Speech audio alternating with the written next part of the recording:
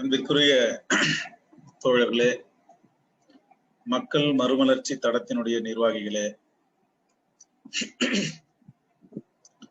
இந்த நிகழ்வை காணொலி வாயிலாக கண்டு கொண்டிருக்கக்கூடிய அன்பு உள்ளங்களே, உங்கள் அத்தனை பேருக்கும் என்னுடைய நெஞ்சம் நிறைந்த வாழ்த்துக்களையும் தெரிவித்துக் கொள்கின்றேன்.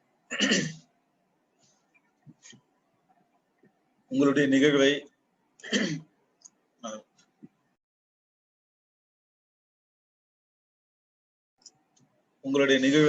தொடர்ந்து என்னால் பார்க்க முடியவில்லை என்றாலும், மறைமலை நகரிலே நடந்த ஒரு பௌத்த நிகழ்விலே உங்கள் அமைப்போடு சேர்ந்து பணியாற்றியதோடு மட்டுமின்றி அந்த நிகழ்விலே உரையாற்றியது நினைவுக்கு வருகிறது. உங்களுடைய முன்னெடுப்புகள் அத்தனையும் சீரிய அளவிலே, சிறந்த அளவிலே இருப்பதற்காக உங்களுக்கு என்னுடைய வாழ்த்துக்களையும் பாராட்டுகளையும் தெரிவித்துக் கொள்கின்றேன். இன்றைக்கு நீங்கள் எடுத்திருக்கக்கூடிய தலைப்பு பட்டியல் இனத்தவர் இந்துக்கள் அல்ல என்கின்ற தலைப்பை இன்றைக்கு நீங்கள் எடுத்திருக்கின்றீர்கள். இந்த தலைப்பு ஒரு மிகவும் சீரியஸான ஒரு தலைப்பு மட்டுமல்ல, ஒரு அரசியல் முக்கியத்துவம் வாய்ந்த ஒரு தலைப்பு. இதற்குள்ளே இருக்கக்கூடிய செய்திகளை எல்லாம் கிரகிக்கக்கூடிய அளவிற்கு, உள்வாங்கக்கூடிய அளவிற்கு பொறுமையும் நிதானமும் தேவைப்படுகின்ற ஒரு தலைப்பு.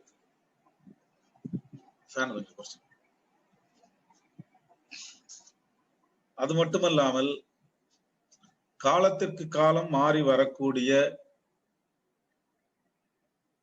பெயர்களோடு தொடர்புடைய ஒரு தலைப்பு.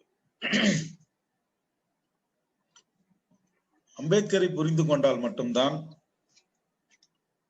இன்றைய காலத்திற்கு அவர் எப்படி பொருத்தமாக இருப்பார், நாம் என்ன செய்ய வேண்டும் என்கின்ற ஒரு தெளிவு நமக்கு பிறக்கும். பொதுவாக ஒரு பழக்கம் இருக்கிறது. அம்பேத்கர் காலத்தில் உருவாக்கப்பட்ட எல்லாமே மாறாமல் அப்படியே நாம் பயன்படுத்த வேண்டும் என்கின்ற ஒரு மனப்போக்கு இருக்கிறது. புரட்சியாளர் அம்பேத்கர் அவர்கள்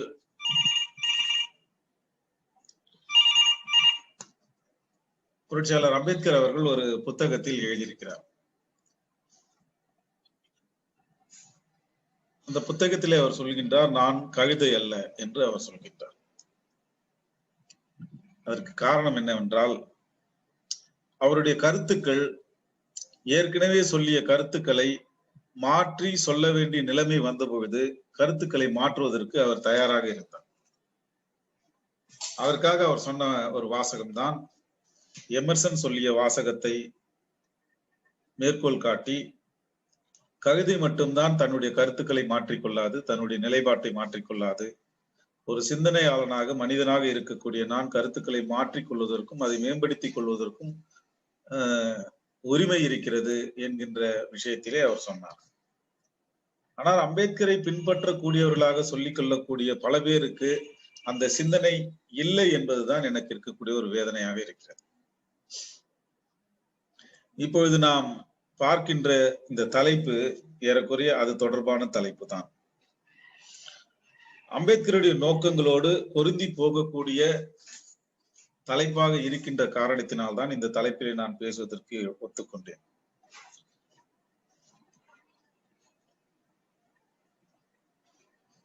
குறிப்பாக நான் வழக்கமாக தலித் மக்கள் என்று பயன்படுத்துவதுதான் வழக்கம்.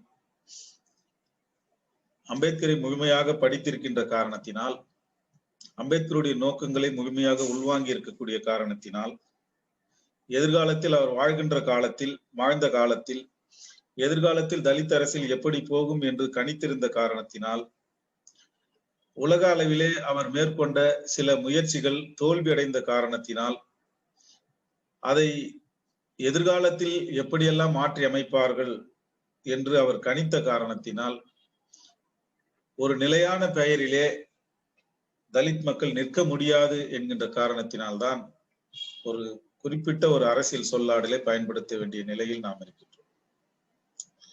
நீங்கள் பட்டியலின மக்கள் என்று சொல்கின்றீர்கள். நான் பல முறை சொல்லி இருக்கின்றேன், பல ஆய்வுகளிலே பேசியிருக்கின்றேன். பட்டியலினம் என்கின்ற சொல் ஒரு இன ரீதியான சொல் அல்ல.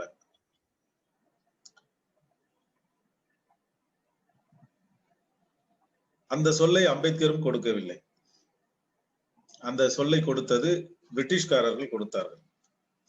அம்பேத்கர் அந்த பெயரை பரிந்துரைக்கவே இல்லை. ஆனால் அந்த பெயரை அவர் பயன்படுத்தினார். ஏன் பயன்படுத்தினார் என்றால் அங்கேதான் அரசியல் இருக்கிறது. பட்டியலின மக்கள் இந்துக்கள் அல்ல என்று சொன்னால் அந்த வார்த்தை பட்டியலினம் என்கின்ற வார்த்தை, நீங்கள் சொல்கின்ற இந்த வார்த்தை உருவாக்கப்பட்ட காலத்தில் எப்படி அதற்கு ஒரு இந்து அடையாளம் கொடுக்கப்பட்டது என்பதிலிருந்துதான். சரி, ஒரு வரலாற்றுக்கு பின்னணி உங்களுக்கு சொன்னா இது புரிதலா இருக்கும்னு நினைக்கிறேன். குறிப்பா இந்தியாவில் அரசியல் விழிப்புணர்வு பெற்ற சமூகங்கள் 1880களில் 2 முக்கியமான சமூகங்கள் அரசியல் விழிப்புணர்வு பெற்ற சமூகங்களாக இருந்தன, அல்லது 2. ஒன்று தமிழகத்திலே இருந்த தலித்துகள், இன்றைய வார்த்தையில் சொல்ல வேண்டும் என்றால் பறையர்கள். 2வது பார்ப்பனர்கள். அதற்கு பிறகு அவர்களோடு இணைந்து செயலாற்றிய முதலியார்கள், செட்டியார்கள், நாயுடுக்கள், ரெட்டியார்கள் உள்ளிட்ட நாயர்கள் உள்ளிட்ட சமூகத்தினர். 3வதாக அரசியல் விழிப்புணர்வு பெற்ற சமூகமாக இஸ்லாமியர்கள் இருந்தார்கள். தலித்துகளுக்கு தங்களுக்கான பொது அடையாளத்தை கட்டமைக்க வேண்டிய கட்டாயம் முதலிலே உருவாகிவிட்டது. இந்திய அளவிலே ஒரு பொது அடையாளத்தை நோக்கி நகர்ந்த ஒரே ஒரு சமூகம் தமிழகத்திலே இருந்த சமூகம் தான். அவர்கள்தான் முதன்முறையாக திராவிடர்கள் என்ற அடையாளத்தையும் ஆதி திராவிடர்கள் என்ற அடையாளத்தையும் தங்களுக்கான அடையாளமாக உருவாக்கினார்கள். ஆதி திராவிடர் என்கின்ற அடையாளம் 1845ஆம் ஆண்டு உருவாக்கப்பட்ட அடையாளம். திராவிடன் என்கின்ற அடையாளம் அதற்கு முன்பே உருவாக்கப்பட்டு தலித்துகளுடைய அடையாளமாக 1890களிலே அது ஏற்கப்பட்ட அடையாளமாக மாறியது.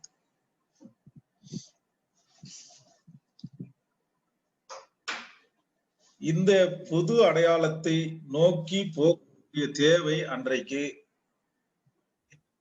இல்லை. அதுதான் இருக்கக்கூடிய சிக்கல்.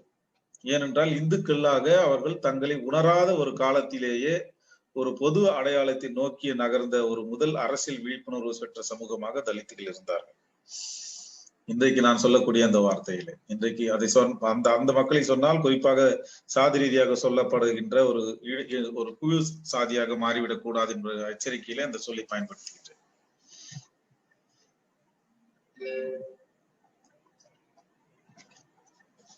இந்து என்கின்ற ஒரு அரசியல் அடையாளம் உருவாக வேண்டிய தேவையை உருவாக்கியதே தலித்துகள் தான்.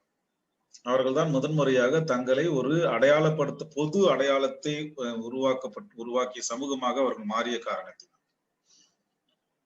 2வது, அந்த நெருக்கடியை அதிகப்படுத்தியவர்கள் இஸ்லாமியர்கள்.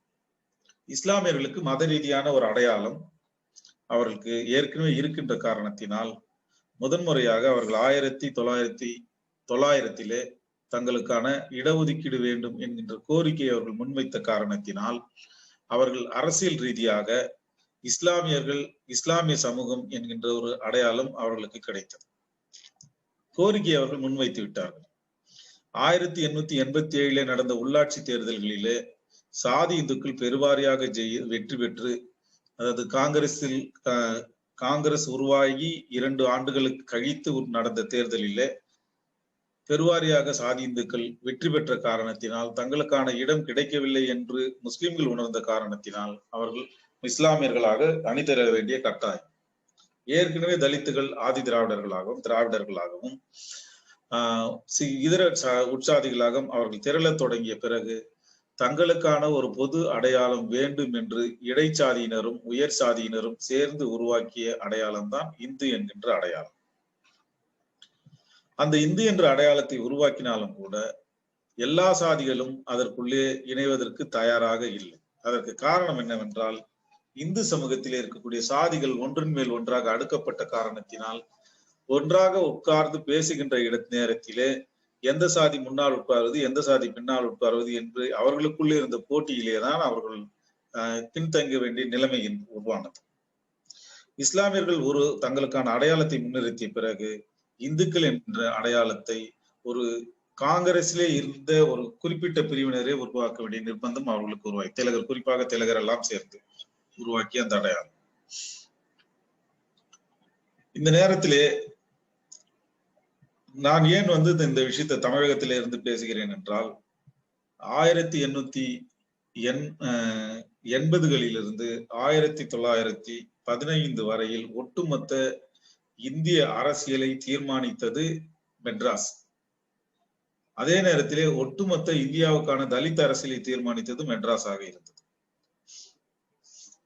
இந்த நிலையிலேதான் 1919ஆம் ஆண்டு காஷ்மீரிலே காங்கிரசுடைய மாநாடு நடைபெற்றது, செயற்குழு நடைபெற்றது.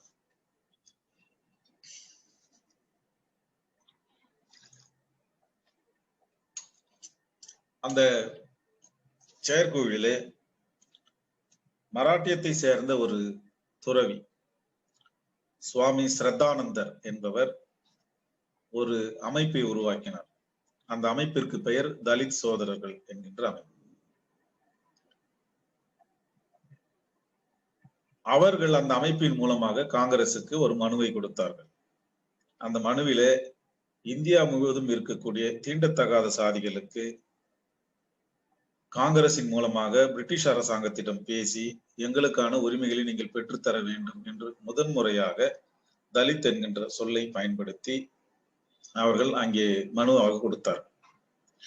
அந்த மனுவை கொடுத்தவர் சுவாமி ஸ்ரத்தானந்தா. அவர் ஒரு துறவி, இந்து துறவி. நம்மளுடைய வார்த்தையில் சொன்னால் அவர் இந்து துறவியாக இருந்தார். இந்த விஷயத்தை பதிவு செய்தவர் புரட்சியாளர் அம்பேத்கர் அவர்கள் பதிவு செய்திருக்கின்றார். இந்த வார்த்தை உருவான காலத்தையும் சுவாமி ஸ்ரத்தானந்தருடைய மனுவையும் புரட்சியாளர் அம்பேத்கர் அவர்கள் பதிவு செய்து அதை விளக்கி இருக்கின்றார். ஒவ்வொரு காலகட்டத்திலும் ஒவ்வொரு அடையாளங்கள்.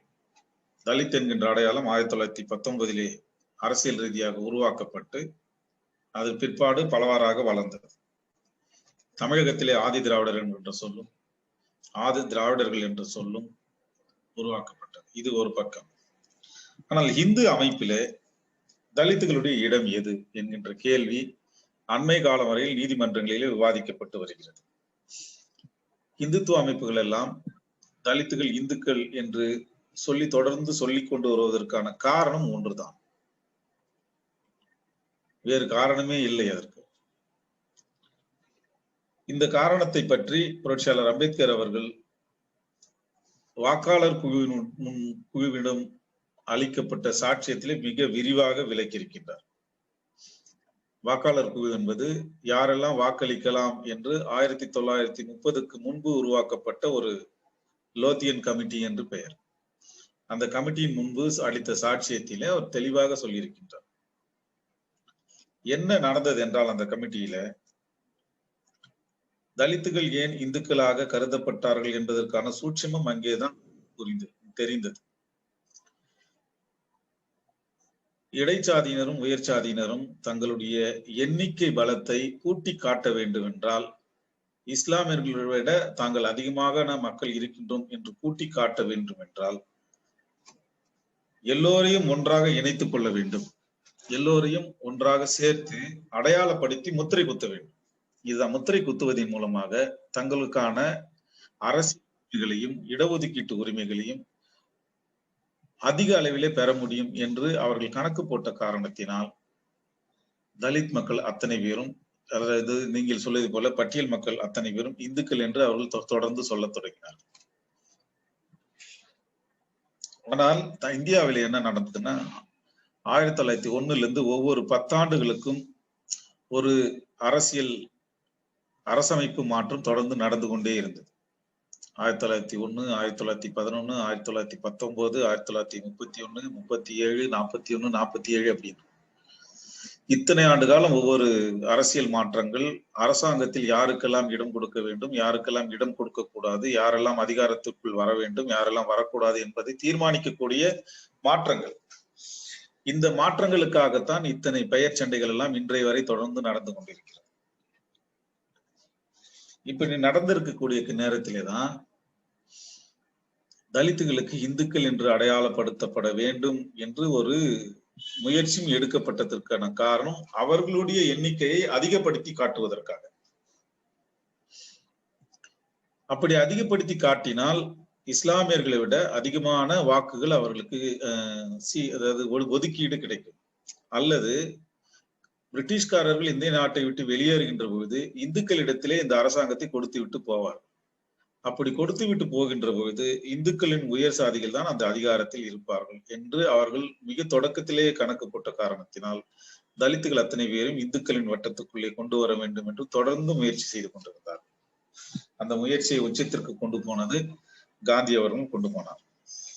சரி, இது இதனுடைய அரசியல் பின்புலம் இதுதான் இதுக்குள்ள. சரி, எப்போ இந்த அடையாளம் அதிகாரப்பூர்வமாக ஏற்றுக்கொள்ளப்பட்டது அதை நாம பார்க்கணும். குறிப்பா 1932 வட்டமேஜை மாநாடு நடந்தது. உங்களுக்கு எல்லாம் தெரியும். 3 வட்டமேஜை மாநாடுகள் 31, 32, 33 நடந்தது. அதுல 2வது வட்டமேஜை மாநாடு மட்டும்தான் எல்லாருக்கும் தெரியும்.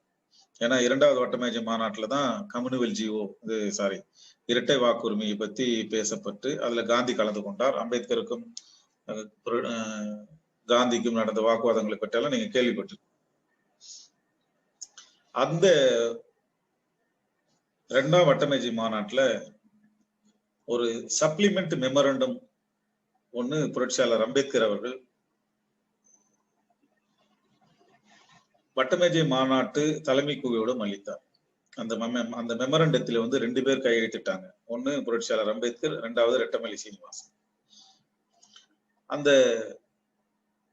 மனுவுல கடைசி பேரா அவங்க சேர்த்திருந்தாங்க. அதுக்கு பேர் நொமென்க்ளேச்சர் அப்படின்ற பேர். அதாவது நொமென்க்ளேச்சர்னா எப்படி பெயர் சூட்டுறது. அதுல அவங்க தெளிவா சொல்றாங்க, இந்து சமூக அமைப்புல 4 வர்ணங்கள் இருக்குது. ஒரு வர்ணங்களும் ஒண்ணு சத்திரிய, பிராமணர், சத்திரியர், வைஷ்ய, சூத்திரர் என்று 4 வர்ணங்கள் இருக்குது. இந்த 4 வர்ணங்களுக்கு வெளியே இருக்கக்கூடிய அவர்கள் இந்துக்கள் அல்ல. ஆனாலும் இந்துக்களாக இவர்கள் சேர்த்து கணக்கு காட்டுவதன் மூலமாக சாதி இந்துக்கள் தங்களுடைய எண்ணிக்கையை கூட்டி அதிகாரத்தை தொடர்ந்து கைப்பற்றி கொண்டிருக்கின்றார்கள்.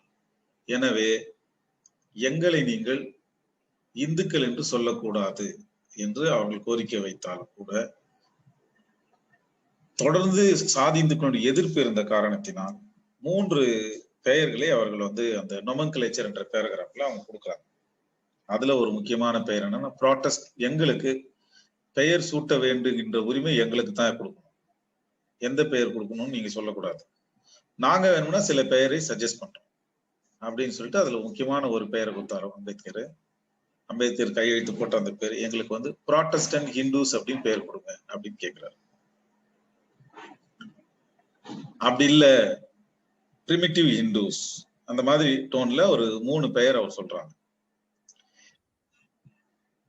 இந்த பெயர் இந்த பெயர் வந்த உடனே மிக கடுமையான எதிர்ப்பு இருக்குது.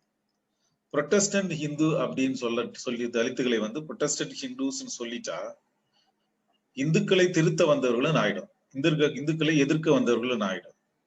அதனால எந்த பெயரும் கொடுக்காமலேயே வட்டமேஜை மாநாட்டுல இவர்கள் தீண்டத்தகாத சாதிகளாகவே அடையாளப்படுத்தப்பட்டு அந்த அந்த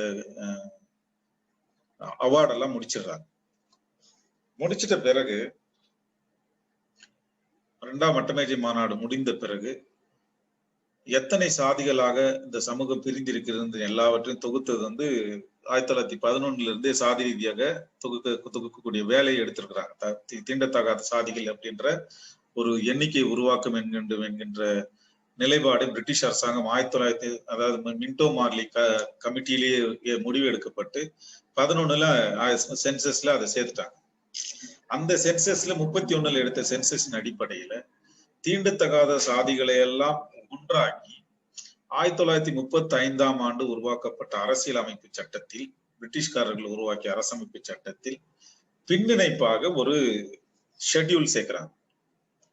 அந்த ஷெட்யூல் நடைமுறைக்கு வந்தது 1937ல நடைமுறைக்கு வந்தது. ஆனா அந்த சட்டத்துல சேர்க்கப்பட்டது 1935ல சேர்த்துட்டாங்க.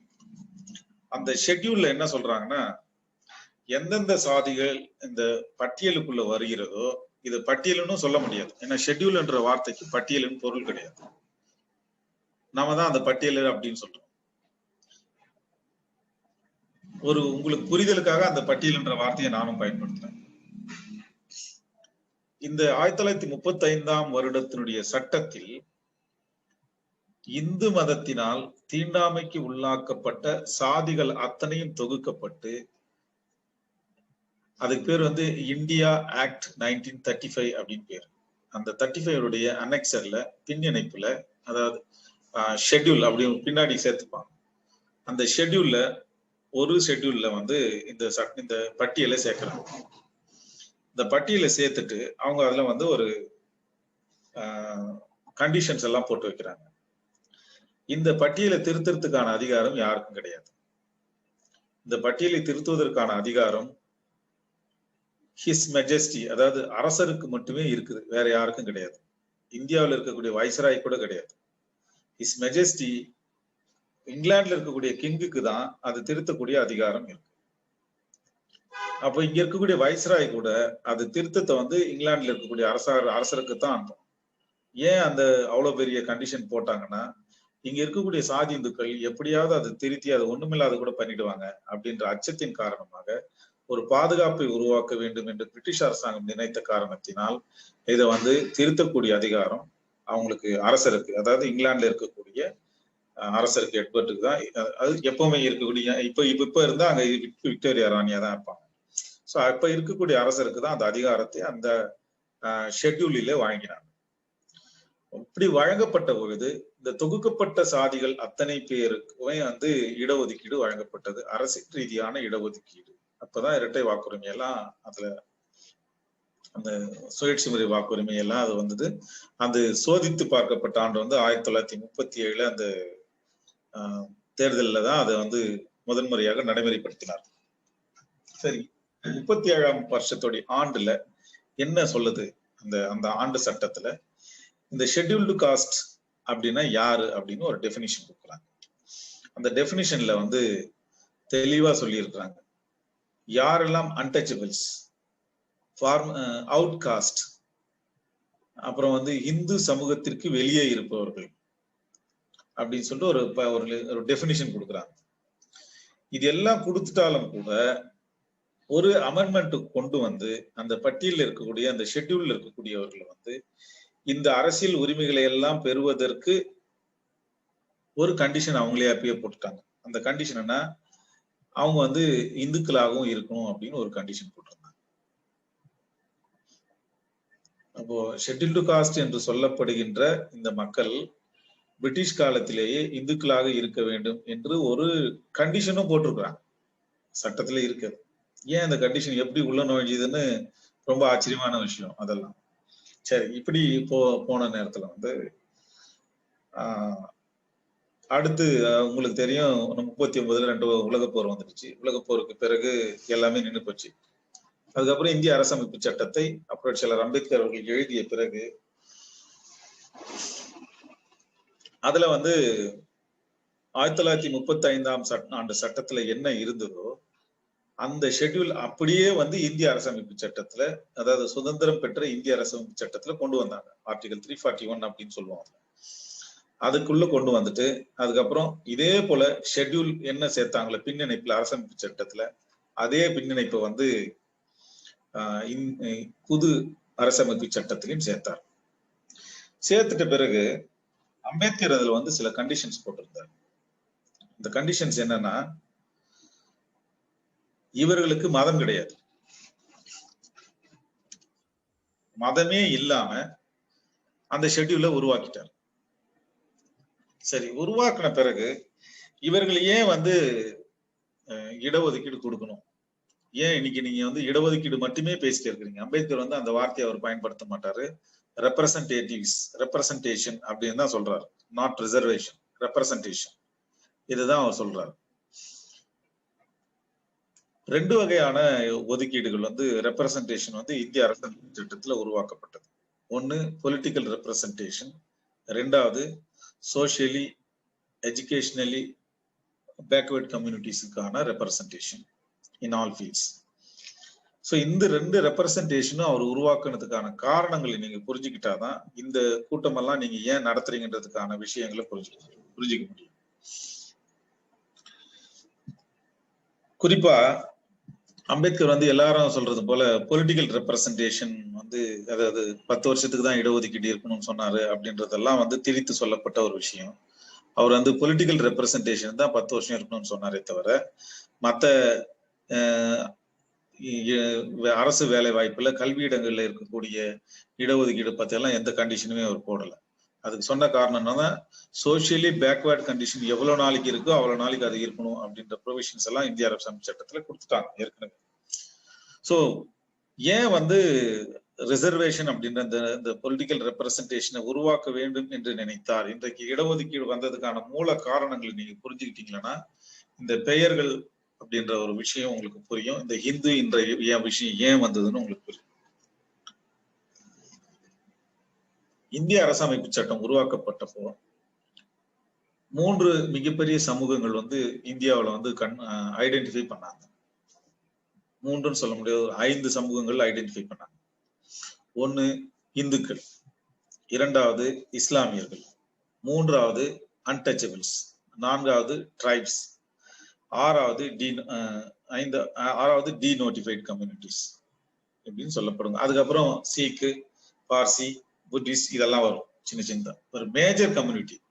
இவங்களுக்கெல்லாம் வந்து பொலிட்டிக்கல் ரெப்ரசன்டேஷன் பெறுவதற்கான தகுதியுள்ள சமூகங்களாக அடையாளப்படுத்தப்பட்ட சமூகங்கள். குறிப்பாக இந்துக்கள், முஸ்லிம்கள், தீண்டத்தகாதவர்கள், ட்ரைப்ஸ். இவங்க 4 சமூகங்கள் தான் பொலிட்டிக்கல் ரெப்ரசன்டேஷன் பெறுவதற்கான தகுதியுள்ள சமூகங்கள். மீதி அத்தனை பேரும் நியமனத்தின் மூலமாக பெறலாம் அப்படின்ற ஒரு கண்டிஷன் இருந்தது. இப்போ இந்திய அரசமைப்பு சட்டம் உருவாக்கப்பட்டப்போ இஸ்லாமியர்களுக்கு தனி நாடு உருவாக்கப்பட்டது.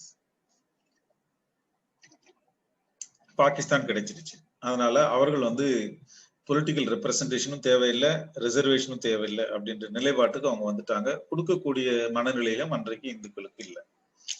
கிறிஸ்தவர்களுக்கு வந்து கல்ச்சுரல் பண்பாடு மற்றும் கல்விக்கான உரிமையை கொடுத்தா போதும் அப்படின்னு சொல்லிட்டு கான்ஸ்டிடியூஷன் அசம்பிளியில வந்து கிறிஸ்தவர்களுக்கான ரெப்ரசன்டேட்டிவ்ஸ் பேசிட்டதால அவங்களுக்கான ரிசர்வேஷன் அப்படின்றது நீக்கப்பட்டது.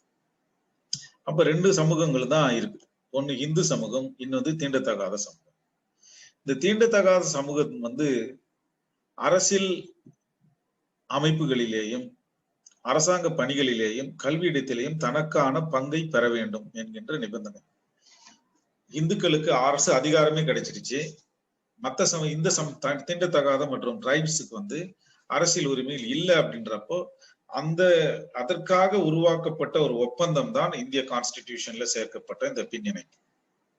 ஸோ ரிசர்வேஷன் அப்படின்றது வெறும் இப்ப நாம புரிஞ்சுக்கக்கூடிய இந்த இது கிடையாது. அப்போ இதுக்கான ஒரு ஹோல் ஐடென்டிட்டி அப்போ உருவாக்குறாங்க. அப்போ உருவாக்கும் போது கான்ஸ்டிடியூஷனலி தலித்துகள் வந்து எப்படி ஐடென்டிஃபை பண்றாங்கன்னா தே ஆர் மைனாரிட்டிஸ் அப்படின்னு ஐடென்டிஃபை பண்றாங்க.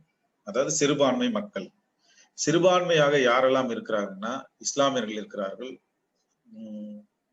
தீண்டத்தகாத சாதிகள் இருக்கிறார்கள், அப்புறம் வந்து பழங்குடி மக்கள். அதாவது பழங்குடி நம்ம அதிகம் தவறான வார்த்தை தான், மலைவாழ் பழங்குடி அப்படின்னு சொல்லலாம். ஏன்னா பழங்குடி என்ற வார்த்தை வந்து தலித்துகள் எதுக்காக முன்னாடி பயன்படுத்தப்பட்டுச்சு, அதுக்கு பின்னாடி மாத்தி அமைச்சிட்டாங்க. மலைவாழ் ட்ரைப்ஸ் என்று சொல்லப்படுகிறவர்கள் கிறிஸ்தவர்கள், சீக்கியர்கள், பார்சி, இது எல்லாமே தே ஆர் மைனாரிட்டிஸ். இந்த மைனாரிட்டிஸ் வந்து இவ்வளவு பெரிய இந்து சமூகத்திலிருந்து பாதுகாப்பு பெற வேண்டும், பாதுகாப்பு அளிக்கப்பட வேண்டும் என்று சொல்லப்பட்ட ஏற்றுக்கொள்ளப்பட்ட ஒப்பந்தத்தின் அடிப்படையில் அவர்களுக்கான உரிமை இந்திய அரசமைப்பு சட்டத்தில் உறுதி செய்யப்பட்டது. அந்த சிறுபான்மை இனத்தவர் என்கின்ற அடிப்படையில் தான் ஷெட்யூல்டு காஸ்ட் என்று சொல்லப்படுகின்ற பட்டியல் இனத்தவர் என்று இப்பொழுது நாம் தவறாக அழைத்துக் கொண்டிருக்கின்ற இந்த மக்களுக்கான உரிமைகள் இந்திய அரசமைப்பு சட்டத்திலே ஏற்றுக்கொள்ளப்பட்டது. சரி, இவர்கள் வந்து இந்துக்கள் என்ற அடிப்படையிலா என்ன? அப்படி நிச்சயமா இல்லை. இந்திய அரசமைப்பு சட்டத்திலே அம்பேத்கர் எழுதி முடிக்கின்ற வரையில் எந்த இடத்திலேயும் ஷெட்யூல்டு காஸ்ட் இந்துக்கள் என்கின்ற வார்த்தையை அவர் பயன்படுத்தவே இல்லை. சரி, அப்ப என்ன நடந்தது? எப்படி இவர்கள் வந்து இந்துக்களாக அடையாளப்படுத்தப்பட்டார்கள் அப்படின்னா, அரசாங்கம் வந்து இந்துக்கள் கையில போனாலும்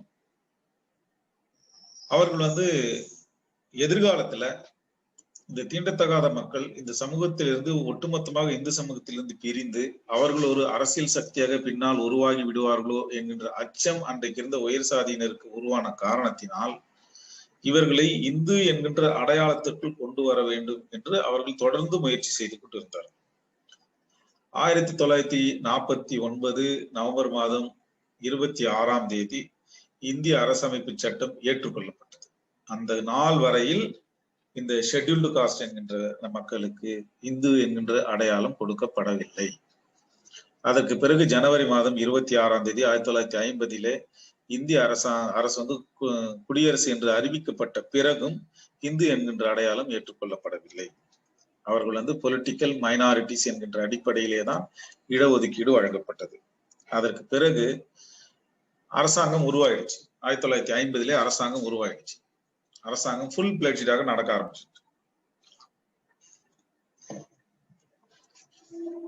6 மாதங்கள் கழித்து ஒரு கான்ஸ்டிடியூஷனல் அமெண்ட்மெண்ட் என்று சொல்லப்படுகின்ற கான்ஸ்டிடியூஷனல் ஜிஓ என்று சொல்லுவோம், அதாவது பிரசிடென்சியல் ஆர்டர் என்று சொல்லுவாங்க.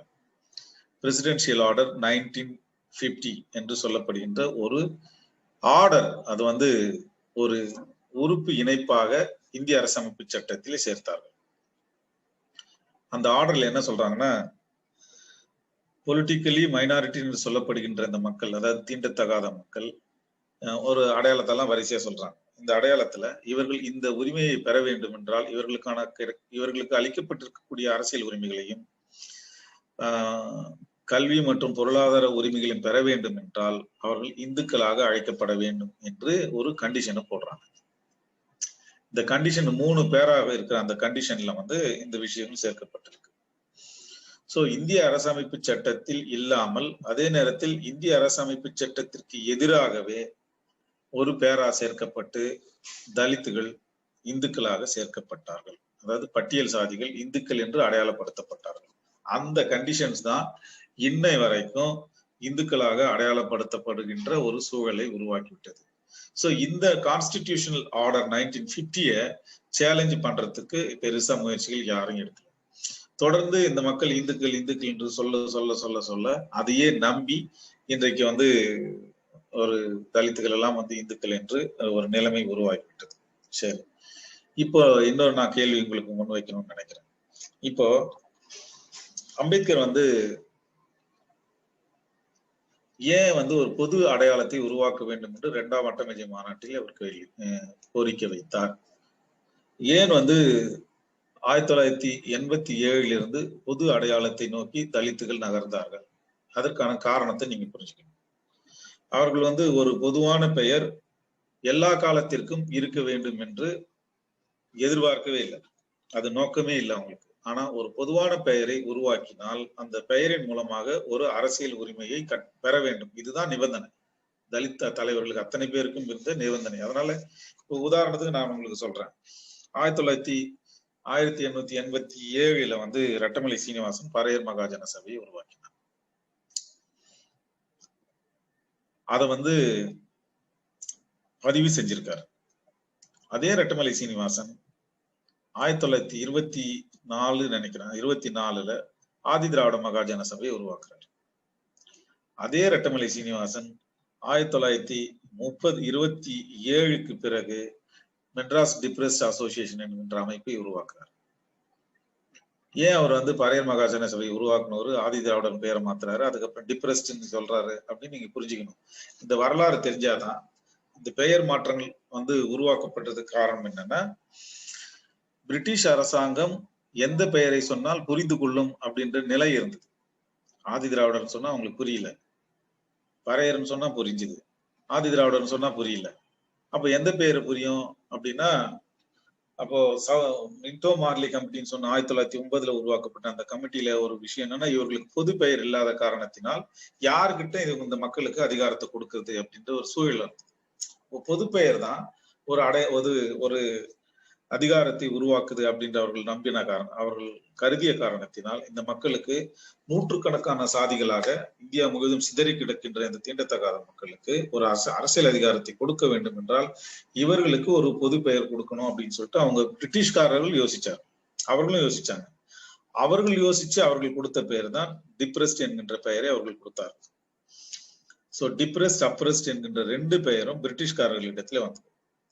அதனால்தான் அன்னைக்கு எம்.சி. ராஜா என்ன பண்ணாருன்னா, அப்ரெஸ்ட் என்ற பெயர்கள் அவர்கள் உருவாக்கின உடனேயே எம்.சி. ராஜா தி அப்ரெஸ்ட் ஹிந்துஸ் ஒரு புக்கே எழுதினார். டிப்ரெஸ்ட் என்ற வார்த்தையை அவர்கள் உருவாக்கின காரணத்தினால் இந்த வார்த்தையை சொன்னாதான் பிரிட்டிஷ்காரர்கள் இந்த மக்களுக்கு ஒரு அதிகாரத்தை பகிர்வார்கள் அப்படின்ற காரணத்தினால் எல்லா தலித் தலைவர்களும் அன்றைக்கு டிப்ரெஸ்ட் கிளாஸ் ஃபெடரேஷனை உருவாக்குனாங்க. ரெட்டமலை சீனிவாசன் உருவாக்குனாரு, எம்.சி. ராஜா உருவாக்குனார், அம்பேத்கரும் உருவாக்குனார். அம்பேத்கர் வந்து அப்புறம் மகாராஷ்டிரல உருவாக்குனாங்க, அஸ்ஸாம்ல உருவாக்குனாங்க. அகில இந்திய அளவுல வந்து டிப்ரெஸ்ட் என்ற வார்த்தையை உருவாச்சு. சோ இந்த வார்த்தையை வச்சுட்டுதான் இந்த பொது பெயர் உருவாக்குன உடனேயே பிரிட்டிஷ்காரர்களுக்கு புரிந்த அந்த பொது பெயர் உருவாக்குன உடனே தான் அரசியல் அதிகாரங்கள் தான் மலமலன்னு கிடைக்க ஆரம்பிச்சது. இந்த டிப்ரெஸ்ட் கிளாஸஸ் என்ற பெயர் பிடிக்கல அப்படின்னு சொல்லி எது பின்னாடி அரசியல் உரிமை கிடைச்சிட்ட பிறகுதான் அந்த பெயருக்கு பதில் தான் அந்த ஷெட்யூல்டு காஸ்ட் என்ற பெயரை உருவாக்குறாங்க. அந்த ஷெட்யூல்டு காஸ்ட்ல வந்து மீனிங் கொடுக்கும்போது 1935ல கொடுக்குறாங்க. மீனிங் சொல்லும் போதே சொல்றாங்க, ஷெட்யூல்டு காஸ்ட் யாருன்னா ஃபார்மர்லி தேவர் டிப்ரெஸ்ட் கிளாஸஸ் அப்படின்னு சொல்றாங்க. So untouchables, depressed people, abreast people, இது எல்லா வார்த்தைக்கும் சொல்லிட்டு இவர்கள் எல்லாமே வந்து ஷெட்யூல்டு காஸ்ட்ல இருக்கிறாங்க அப்படின்னு சொல்லிட்டு ஒரு டெபினிஷன் 1935ல கொடுக்குறாங்க. அதே டெபினிஷன் தான் இந்திய அரசமைப்பு சட்டத்துல பின்னாடி வரும்போது அதுக்கு கூட இவர்கள் இந்துக்களாக இருக்க வேண்டிய கண்டிஷனும் பின்னாடி போட்டுக்கிறாங்க. சோ இந்த விஷயம் எதனால வந்ததுன்னு இப்ப உங்களுக்கு புரிஞ்சிருக்கும். தலித் தலைவர்கள் அம்பேத்கர் உட்பட ஒரு பொது பெயர்ல அவங்க நிக்கல. தேவை அரசியல் அதிகாரம், அதுக்கு எந்த பெயர் கொடுத்தாலும் அரசியல் அதிகாரம் தான் நமக்கு முக்கியம் அப்படின்னு நினைச்சாங்க. இன்னைக்கு என்ன சூழல் அப்படின்னு நாம் பார்க்கணும். இன்னைக்கு 1901ல ஹிந்து என்ற ஐடென்டிட்டியை கட்டமைச்சு இன்றைக்கு அதை தொடர்ந்து ஸ்ட்ராங் ஆக்கிட்டே போய் ஒரு இந்து ராஜ்யத்தை உருவாக்கக்கூடிய அளவிற்கு இன்றைக்கு ஒரு சமூக கட்டமைப்பு அவர்கள் கொண்டு வந்துட்டாங்க. ஆனா தலித்துகள் கிட்ட என்ன நடக்குதுன்னா, இந்த கான்செப்ட முதல்ல எடுத்தது தலித்துகள் தான். அவர்கள் தான் இந்தியா முழுவதும் இருக்கக்கூடிய பண்டிதர் அயோத்திதாசரே சொல்றாரு, 5 கோடி தீண்டத்தகாத சாதிகள் அப்படின்னு சொல்லிட்டு 1907ல எழுதுறாரு. இந்தியா முழுவதும் இருக்கக்கூடிய மக்கள். அப்போ ஒரு தமிழ் என்ற அடையாளத்தை சொல்லும் போது, தமிழ்நாட்டுல சொல்லும் போது சாதி பேதமற்றவர்கள் தான் தமிழர்களாக இருக்க முடியும்னு சொல்லிட்டு அவர் சொல்றாரு. இப்ப சாதி பேதமற்றவர்கள்னா தலித்துகள் தான் சாதி இல்லாதவர்கள், சாதி அற்றவர்கள், சாதிக்கு வெளியே இருப்பவர்கள், அவர்ணர்கள். இப்படி பொது அடையாளத்தை அவர்கள் உருவாக்கிய போது இந்துக்கள், சாதி இந்துக்கள் தங்களுக்கான பொது அடையாளத்தை உருவாக்கி அவர்கள் அப்படியே சாப்பிட்டாங்க, எல்லாரையும் விழுங்கிட்டாங்க.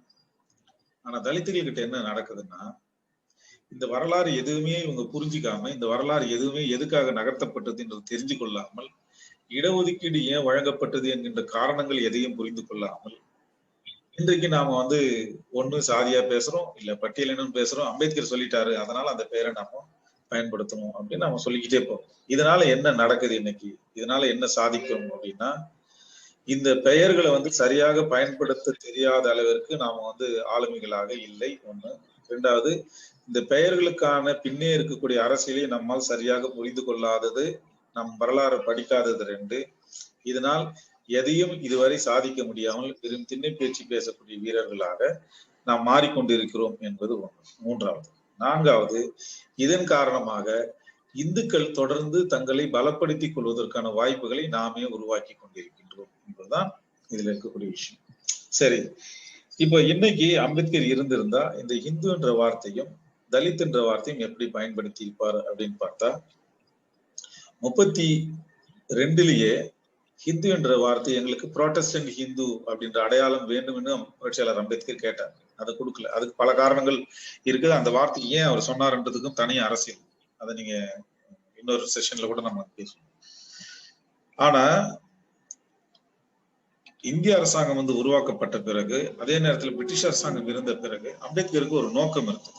1942க்கு பிறகு ஆசிய பசிபிக் மாநாட்டுல அம்பேத்கர் கலந்துக்க வேண்டிய ஒரு சூழல் இருந்தது. ஆனா போகல.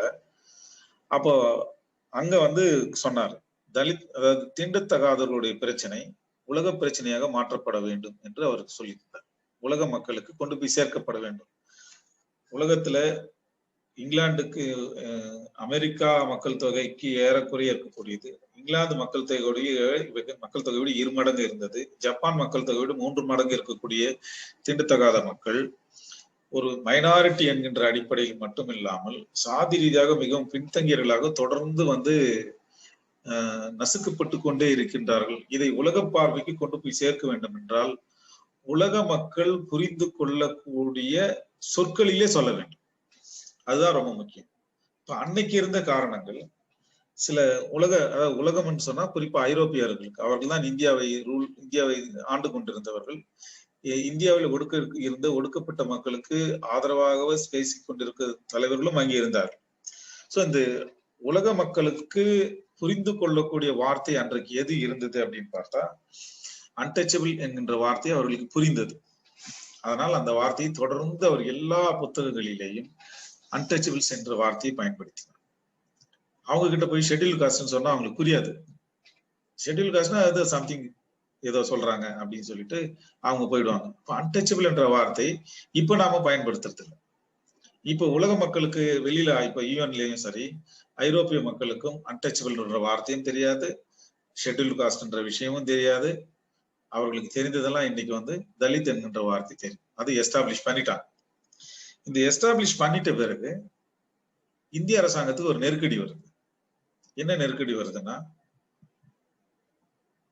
உலக அளவுல இந்த தலித் என்கின்ற வார்த்தை அதை குறிப்பா 2001 டர்பன்ல நடந்த சவுத் ஆப்பிரிக்கால நடந்த இன பாகுபாடுகளுக்கு எதிரான மாநாட்டுல தலித்துகளுடைய பிரச்சனை முதன்முறையாக விவாதிக்கப்பட்டுச்சு.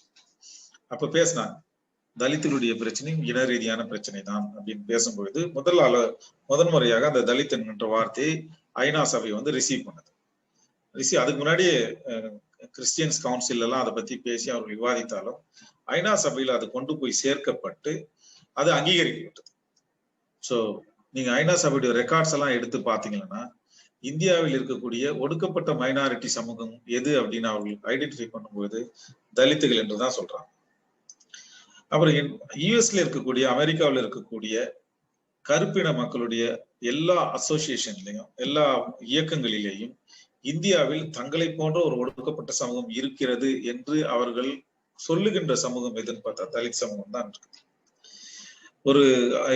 என்னுடைய ஆப்பிரிக்க நண்பர்களுடைய நான் பேசும்போது கூட கானாவில காந்தி சிலையை அகற்றின அந்த ப்ரொஃபசர் ஒருத்தர்கிட்ட பேசிட்டு இருந்தபோது அவரும் சொன்னாரு, அவருக்கு தெரிந்த வார்த்தை தலித்துகள் தான் சொல்றாரு. அவர் நான் அம்பேத்கரை ஏத்துப்பேன் ஆனா காந்தியை ஏத்துக்க மாட்டேன் அப்படின்னு சொல்லுவதற்கு காரணம் அவர் தலித்துகளுடைய தலைவராக இருக்கின்றார் என்று அவர்கள் சொல்வதற்கு தான் காரணம்.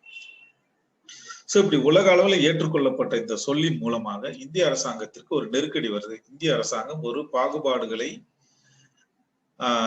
அப்படியே மெயின்டைன் செய்யக்கூடிய சமூகமாகவும் ஒடுக்குமுறையை ஆதரிக்கின்ற சமூகமாகவும் இருக்கிறது என்கின்ற ஒரு இம்ப்ரெஷன் மேற்கு நாடுகளிலும் கருப்பர்கள் மத்தியிலேயும் உலகம் முழுவதும் இருக்கக்கூடிய ஒடுக்கப்பட்ட சமூகங்களோடு தலித்துகளை கொண்டு போய் இணைக்கின்ற ஒரு வார்த்தையாக அது இருக்கின்ற காரணத்தினால் அந்த வார்த்தையின் மீது இந்திய அரசாங்கம் தாக்குதலை தொடுக்க ஆரம்பித்தது. அந்த தாக்குதலை தொடுக்க ஆரம்பித்ததின் விளைவு என்ன நடந்தது? இன்றைக்கு பிஜேபி அரசாங்கம், மோடி அரசாங்கம் வந்த உடனேயே ஒரு சர்க்குலர் போட்டாங்க. அந்த சர்க்குலர்ல இனிமேல் இந்த மக்களை தலித்துகள் என்று அழைக்க கூடாது, தலித்துகள் என்று அழைப்பதன் மூலமாக ஒரு குழப்பம் வருது அப்படின்னு சொல்லிட்டு எல்லா பத்திரிகைகளுக்கும் ஒரு சர்க்குலர் கொடுத்தாங்க. அந்த சர்க்குலர் கூட சைட்ல எல்லாம் போட்டு விட்டேன். அதுக்கு காரணம் என்னன்னா, ஐநா சபையுடைய எல்லா டாக்குமெண்ட்லயும் தலித்துகள் என்கின்ற வார்த்தையை பயன்படுத்தப்பட்டதுதான் காரணம். அப்ப என்ன வார்த்தையை பயன்படுத்தணும்? ஷெட்யூல்டு காஸ்ட் என்கின்ற வார்த்தையை மட்டும்தான் பயன்படுத்தணும். அப்படின்னா ஷெட்யூல்டு காஸ்ட் என்கின்ற வார்த்தைக்கு எந்த விதமான எத்தினிக் வேல்யூவும் கிடையாது. அதுதான் முக்கியம். அது ஒரு டெக்னிக்கல், அதுல ஒரு அபிஷியல் டெக்னிக்கல் வேர்ட், அதை தவிர வேற எந்த வார்த்தையும் அது இல்லாததால அந்த பிரச்சனை இருந்தது. சரி, அம்பேத்கர் இருந்த காலத்துல இந்த ஷெட்யூல்டு காஸ்ட்ன்ற வார்த்தையை பயன்படுத்தினாரானா அவர் பயன்படுத்தினாரு. ஏன் பயன்படுத்தினார்னா அரசாங்கம் அந்த வார்த்தையை ஏற்றுக்கொண்டதால, அரசியல் ரீதியான டாக்குமெண்ட்டுங்களை அதை பேச வேண்டிய நிர்பந்தம் இருந்ததால உடனடியாக அவர் ஷெட்யூல் காஸ்ட் ஃபெடரேஷன் ஆரம்பிக்கிறாரு. அது மூலமா தேர்தலை சந்திக்கிறாரு. ஆனா 50க்கு பிறகு அவர் குடியரசுக் கட்சியை ஒரு பொதுவான அடையாளத்துக்குள்ள அவரும் போறாரு. இந்த நிலைமை இருக்கிறப்போ தமிழ்நாட்டில் இருக்கக்கூடிய அம்பேத்கரை நேரடியாக பின்பற்றிய தலைவர்களுக்கு இந்த ஷெட்யூல்டு காஸ்ட் ஃபெடரேஷன் அது வந்து அந்த வார்த்தைக்கு இணையான வார்த்தை, அதுல ஷெட்யூல்டு காஸ்ட் என்கின்ற வார்த்தைக்கு இணையான தமிழ் வார்த்தையை அவங்களால உருவாக்க முடியல. அதனால என்ன பண்ணாங்கன்னா, அவங்களுடைய ஆரம்ப கட்ட எல்லா டாக்குமெண்ட்டும் நீங்க எடுத்து பார்க்கலாம். அதாவது 50க்கு பிறகு உருவாக்கப்பட்ட 70 வரையில் நடந்த எல்லா இயக்கங்களுமே ஷெட்யூல்டு காஸ்ட் என்கின்ற வார்த்தையை அப்படியே தமிழ்ல போட்டிருப்பாங்க. ஷெட்யூல்டு மக்கள், ஷெட்யூல்டு இன மக்கள் அப்படின்னு தான் போடுவாங்க. ஏன்னா இந்திய அளவுல இந்த மக்களை ஒருங்கிணைக்கக்கூடிய சொல்லாக ஷெட்யூல் என்ற வார்த்தை அப்போ இருந்தது அப்படின்ற அவர்கள் ஏற்றுக்கொண்டதால அந்த வார்த்தையை தொடர்ந்து பயன்படுத்தினாங்க. இப்ப அண்மை காலமா நமக்கு இருக்கிற பிரச்சனை என்னன்னா, அந்த தமிழ் மேல ரொம்ப பற்று அதிகமானதால அதை தமிழ் படுத்தணும்னு நினைக்கிறோம். தமிழ் படுத்தின உடனே ஷெட்யூலுக்கு பட்டியல்னு ஒரு வார்த்தை நம்மளே கொடுத்துக்கிட்டோம். அது பட்டியல் கிடையாது.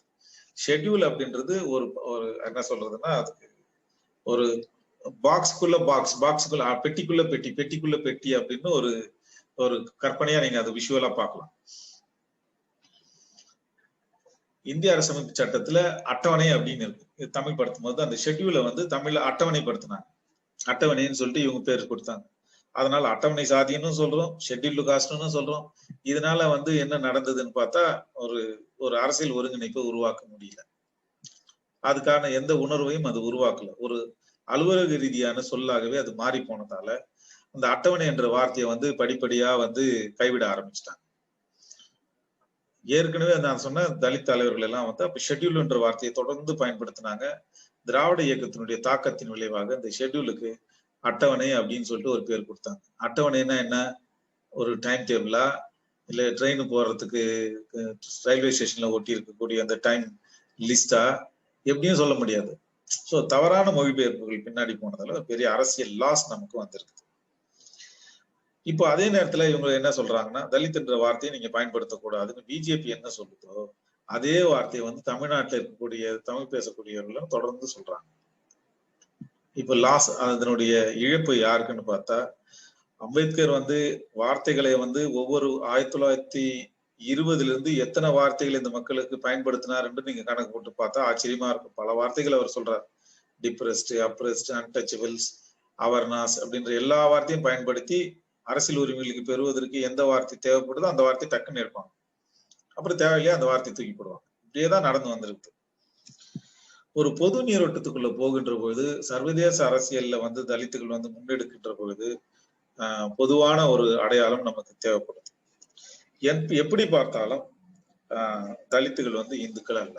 இதுதான் வந்து ஒட்டுமொத்தமாக நம்முடைய வரலாறும் பண்பாடும் சொல்லி தந்திருக்கக்கூடிய விஷயங்கள், நிரூபிக்கப்பட்ட விஷயம். அரசியல் காரணங்களுக்காக இந்துக்கள் தங்களை பெரும்பான்மையாக கட்டமைத்து நிலைநிறுத்திக் கொள்ள வேண்டும் என்று அவர்கள் முடிவெடுத்ததின் காரணமாகத்தான் இந்து என்கின்ற அடையாளம் நம் மீது திணிக்கப்பட்டது.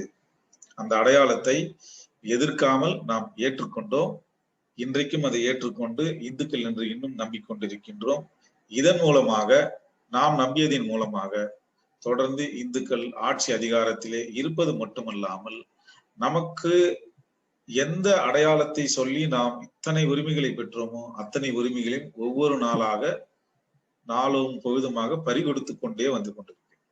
அதற்கு காரணம் என்னவென்றால், அரசியல் ரீதியாக திரள்வதற்கான எல்லா வாய்ப்புகளையும் இந்த சின்ன சின்ன பெயர் சண்டைகளிலேயே நாம் பேசி பேசி பொழுதை கழித்ததன் விளைவாக இந்துக்கள் தங்களை ஒரு பக்கம் அணிதிரட்டி கொண்டும் மற்றொரு பக்கம் அட்டவணை சாதி, பட்டியல் சாதி, அப்புறம் வந்து பல்லம், பறையன், சக்கிலி என்று பல சாதிகளாக பிரிந்து இவர்கள் தனித்தனி சாதிகளாக பிரிந்து கொண்டு நெல்லிக்காய் மூட்டையை போல, சிதறிய நெல்லிக்காய் மூட்டையை போல மாறிக்கொண்டே போனதினால் தங்களுக்கான அரசியல் உரிமைகளை தொடர்ந்து இழந்து வருகின்ற இந்த சூழலும் உருவாகி.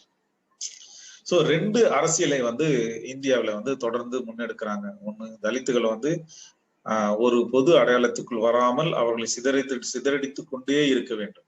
2வது, இந்துக்கள் தங்களை ஒற்றை அடையாளத்துக்குள் கட்டமைத்துக் கொண்டே இருக்க வேண்டும். இந்த இடைப்பட்ட இதற்கு 2த்துக்கான பாலிடிக்ஸ் ஒரே கோர் பாலிடிக்ஸ் தான். இந்த கோர் பாலிடிக்ஸ்ல பலியானது எல்லாமே நாம தான். இதை நீங்கள் புரிந்து கொண்டால் தலித்துகள் இந்துக்கள் அல்ல என்பதை உங்களால் புரிந்து கொள்ள முடியும். பெயர்களை பயன்படுத்துவதில் நாம் இன்னும் நவீன காலத்திற்கு ஏற்றாற் போல, சர்வதேச அரசியலுக்கு ஏற்றாற் போல அம்பேத்கருடைய சிந்தனை மாற்றத்திற்கு ஏற்றாற் போல நம்மை மாற்றி அமைத்துக் கொள்ளவில்லை என்பதையும் நீங்கள் புரிந்து கொண்டிருக்க முடியும். இந்த அடிப்படையிலே உங்களுடைய சிந்தனை போக்குகளை நீங்கள் தொடர்ந்து வளர்த்துக் கொள்ள வேண்டும் என்று உங்களை நான் கேட்டுக்கொண்டு இந்த உரையை நிறைவு செய்கின்றேன்.